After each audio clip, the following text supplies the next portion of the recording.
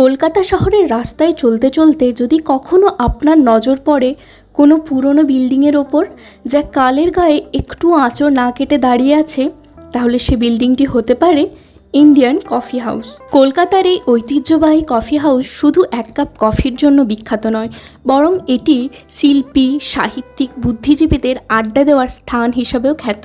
চলুন আজ আপনাদের নিয়ে যাই এই পুরনো কফি হাউসের এক সফরে। এই কফি হাউসের ভেতরে প্রবেশ করলে আপনি বুঝতে পারবেন যে এটি সময়ের পরীক্ষায় উত্তীর্ণ হয়েছে। একসময় এখানে বসে লেখা হয়েছে বেশ কিছু বিখ্যাত রচনা। এই কফি হাউসে একসময় রাজেশ খান্না, সৌমিত্র চট্টোপাধ্যায়, মান্না দে, সত্যজিৎ রায়, রবীন্দ্রনাথ ঠাকুর আরও অনেক বড় মাপের তারকা, সাহিত্যিক এবং রাজনৈতিক ব্যক্তিত্বদের আগমন ঘটেছিল। এতদিনে এখানে বহু কিছু পরিবর্তন এসেছে, কিন্তু তার ঐতিহ্য, শান্ত পরিবেশ এবং ঐতিহাসিক গুরুত্ব আজও অটুট। কফি হাউসের পরিবেশনায় এক বিশেষ স্বাদ রয়েছে। এখানে কফি অর্ডার করার পর যে অনুভূতি হয় তা হয়তো আর কোনো ক্যাফেতে পাওয়া যাবে না।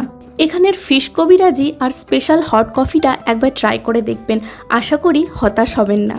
এখনও এখানে প্রতিদিন কত মানুষের সমাবেশ ঘটে, আড্ডা চলে এক কাপ কফির সাথে, কত মানুষ তাদের ভালোবাসার মানুষকে উদ্দেশ্য করে কবিতা লিখে যায়। কখনো কলকাতা এলে এই কফি হাউসে এসে এক কাপ কফি অবশ্যই খেয়ে যাবেন।